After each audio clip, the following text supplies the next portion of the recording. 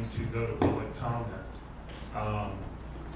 We have intentionally scheduled Mr. Wessley to go first. And he has a presentation that he wants to make, as is our tradition in terms of being transparent and accommodating with the public. We want to entertain Mr. Wesley's presentation. I would ask the public to pay attention to Mr. Wesley's presentation, because I would like to query the audience subsequent to that. If you agree with his presentation, then it's not necessary that we have 50 people come up and say the same thing. We're allowing 30 minutes for public comment. We are effectively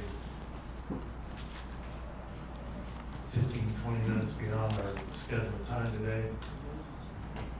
But we're going to stay the course, even if it means we're here beyond 11:30 this morning. Mr. Wessley. Thank you.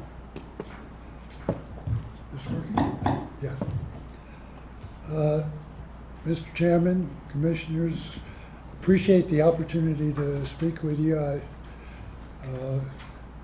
have a presentation that actually takes the better part of an hour, but the Commissioners asked me to keep it short, so I have truncated it. Okay, and let me just add to that. I said we're going to allow 30 minutes for public comment, so every minute you take beyond 3 or 5 minutes, you're cutting into all the other folks that would like to speak today. I'm going to go as fast as I can. Okay, thank you. And I've tried to, there's a lot of material on the slides that I'll probably skip by. I know we all have a copy of your presentation. Okay, I've got more handout for you. See if we can get this. Yeah, point, why am I here? I think what I'd like to do is identify what attributes you could put in your ordinance and some of the risks and impacts that the ordinance could consider, but I'm not trying to recommend how strongly you should handle any one of these. That's something that folks in the room here, the industry people, the citizens, they'll hassle you about. Wanted to mention some issues about an oil and gas ordinance, about oil and gas development. First, it's a complicated industry, highly technical, distributed. It's not located on 1 acre. It's wherever the oil happens to be spattered around the area. The second point, there are issues that are state and federal level. The federal regulations, for example, Clean Water, Clean Air Act, exempt the oil and gas industry. The severance taxes come to the state, and then the state distributes them to the various local governments around the whole state. The economic impacts to a county. There are studies showing some counties do real well and other counties do real poorly economically. I think those happen. There's a possibility that some oil and gas operators will prioritize profits over safety. There have been stories about that. You don't want the operators to be cutting corners. That's the fundamental purpose. So then dealing with state regulations. The state has some regulations, but they regulate different topics than the county cares about. The state regulations focus on what are often called downhole attributes, what happens in the well. What the county cares about is what happens on the surface, around the wells, near the people who are near the wells. And then the last bullet on this slide is just an attribute that I've noticed over nearly a decade that I've been fussing with oil and gas, that there's terrible level of misinformation, or maybe a better way to say it is slanted information, coming from both sides. People who are funded by the industry slant the information one way, the frackophobes slant it another way. And it's difficult to find the truth in between, and I think that's part of your tough job.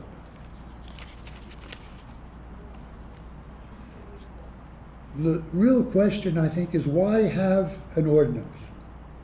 And the ordinance is to deal with the few bad guys. You have bank robbery rules, not for everybody, but for the few folks who might rob a bank.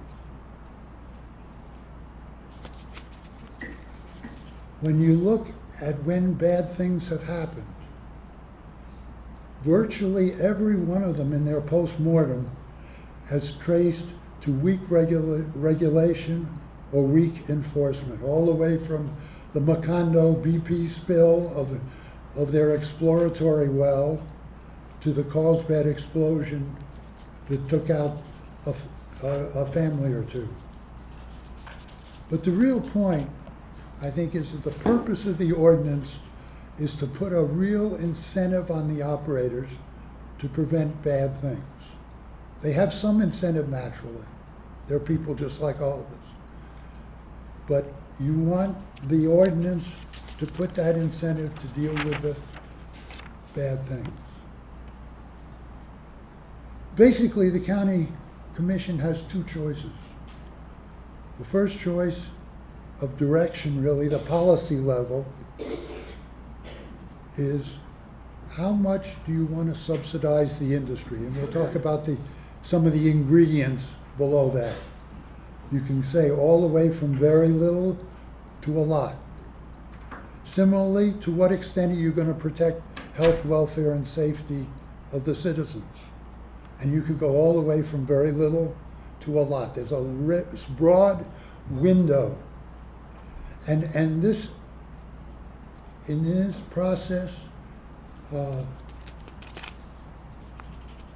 you can deal with topics that OCD deals with. You can make them more stringent, but you can't conflict with them.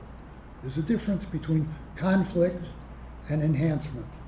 And I think you can enhance in lots of dimensions without conflict. The map, just by the way, is a NASA study, and I think of methane in the atmosphere. You can see the yellow tinge running from Texas up through Oklahoma, Nebraska, on to Pennsylvania. You see a spot in California, and of course some in the Four Corners. Whether it's natural or operator made is an open question.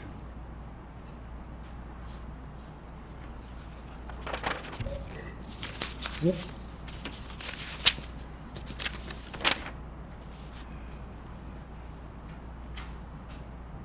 What could go in the ordinance? And there's a whole lot of attributes that you could consider. And your Planning and Zoning Commission should consider whether to take them stringently or casually. And again, that's a window, and it's a broad window.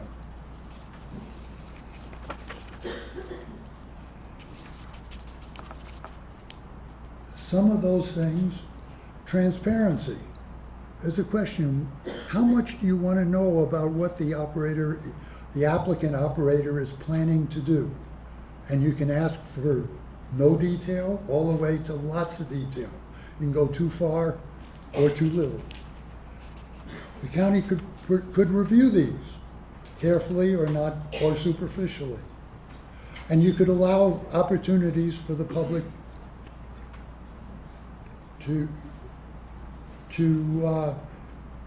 be part of the process. But regardless of which level you take it, the ordinance should say. Competence. That sounds obvious, but I think it's an important feature.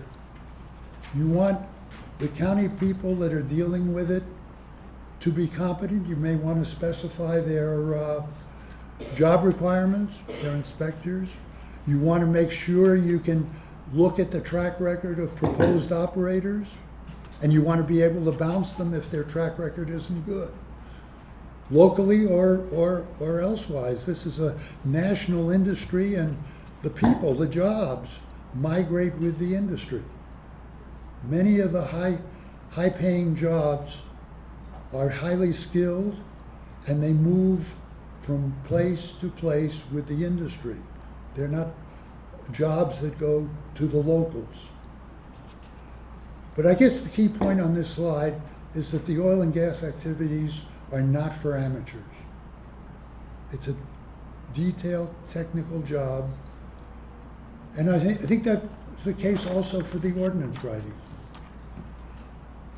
Another piece, baselines.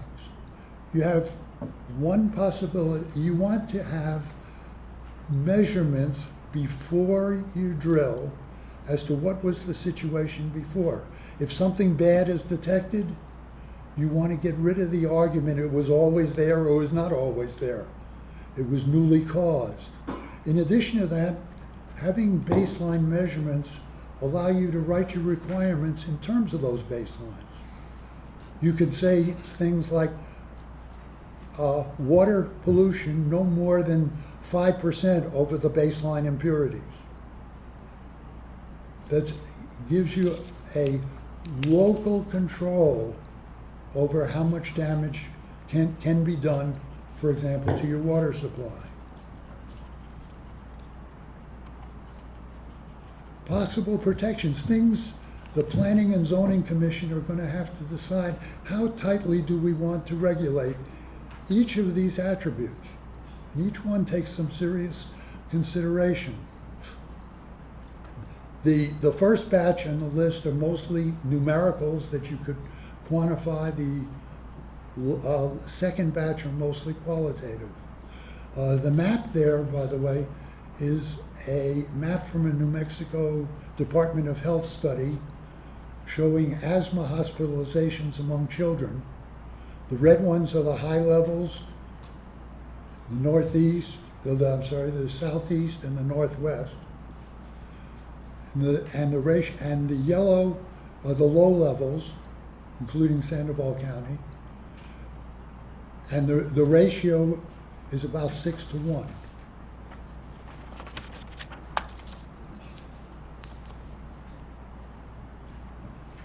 Another piece of the ordinance that you should seriously consider, or could, is post-permit monitoring. It's more than simply land use. It's more than simply building a big box store or allowing a cell tower. There are a lot of activities after the permit that could cause damage. And if you don't monitor them, you don't know whether there's damage until somebody comes up with a cancer that they claim is blamed on it. You want to monitor it so that you know that the air is being polluted, or you know that it's not, so that when people complain, you can come back with the right answer. You essentially consider that when you have speed limits on the highway, they don't mean much unless you have some state policemen. Banks have guards, alarms, and audits after they've been permitted.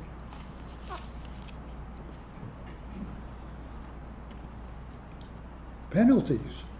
Cash fines are trivial. The state limits you to $300 for an amount. The OCD has fine levels that were established in 1935. What you want is something that's substantive. The oil well itself, at somewhere from $5 to $15 million, is an important investment. And if the operator realizes that that's at risk, he'll be more careful. That's part of the incentive that the ordinance can provide. Another piece you have to deal with is, I think it's the Fifth Amendment, unconstitutional takings. Can't take property without due compensation. And recent case law, as I understand it, says that as long as you don't take all of the value out of a property, you can regulate it. And the case law says something to the effect that 80 or 90% of the value could be reduced without being subject to takings. Coverage of costs, that's a biggie. Part of how much do you want to subsidize the industry?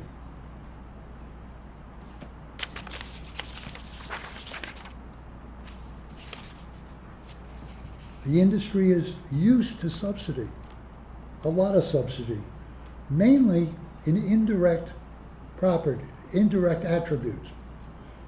The roads, the maintenance of the roads, you have heavy truck traffic, you have traffic jams, you have more sophisticated emergency response systems, more training, more equipment.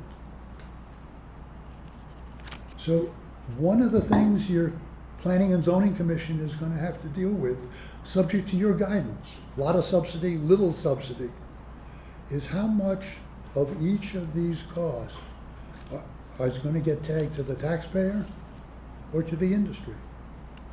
And you've got those decisions to make, and you're not going to make them overnight. I think Mike is optimistic in thinking he'll pull it off through the summer.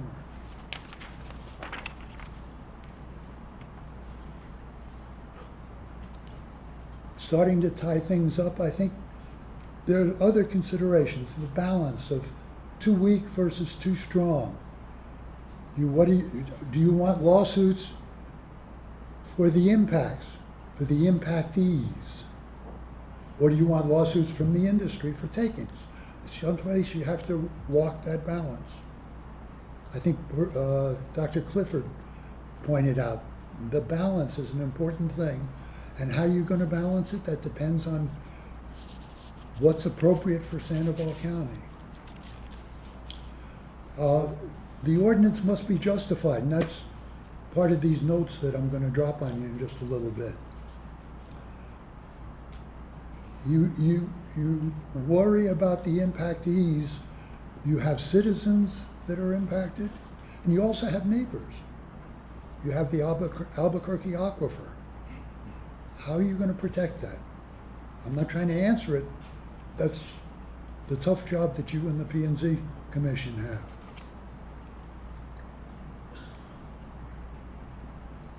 One indicator, the third bullet, that frequently the surface landowner doesn't own his mineral rights. And that means that the surface landowner does not get royalties. And he has very limited control over what the industry does on his surface land. And for example, Rio Rancho estates are entirely split estate. Other parts of the county are probably not so split.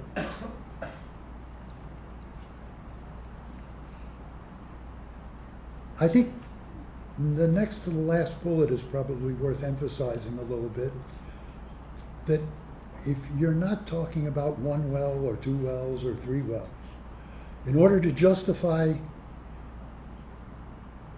all of the infrastructure that the industry needs, it's going to take a lot of wells, hundreds, thousands. And so you need to be thinking in terms of a large quantity of industry.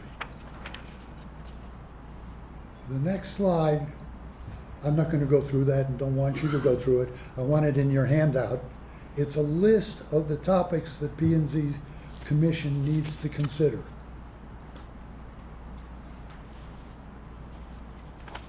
So in summary, I'm alleging that you have a tough job. You've got to cover many topics in the ordinance. They need to plug loopholes. You don't want page 10 conflicting with page 96. So that's going to take several drafts of debugging. And I think it's important, this is ordinance that you come up with is going to last a long time. So you want to do it right, not quickly.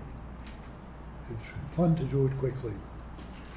So what I'd like to do in closing is I wanted to present these documents to you. They're a set of several hundred peer-reviewed studies, articles,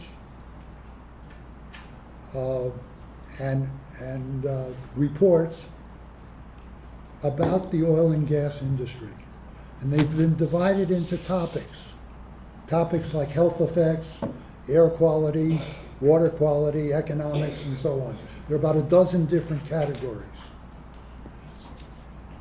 And the purpose of this is to justify the findings that you, the commission, come up with in your ordinance. That's what the input is for. And once you've justified your findings, then you use the findings to justify the ordinance requirements. And that keeps you from being thrown out in court. And that's the purpose. So with that, I think I'd like to stand for questions and hand you the documents.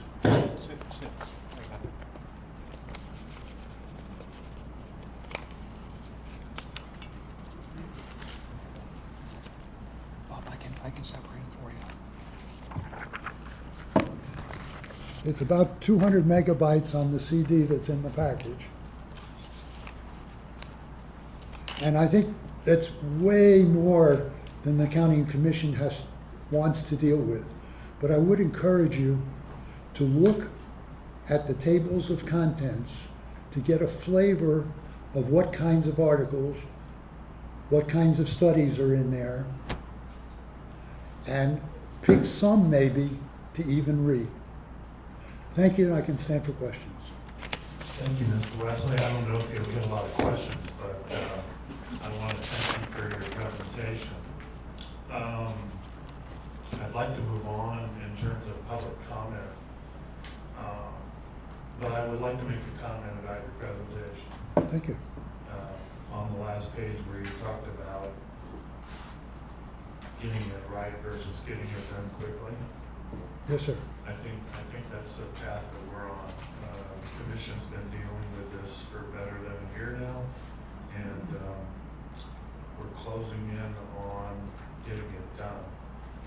And I want to thank you for your input today and all the other times that you've come before the commission and provided input. We appreciate it. We appreciate the passion. We definitely do. Yeah, and I was trying to get this presentation before Planning and Zoning Commission during the Rail Runner meeting in March. It was 2016 March. Yeah. But well, there's going to be another finally we have a chance. Thank you. You bet. Thank you, sir. So I need to get it to the people that signed up.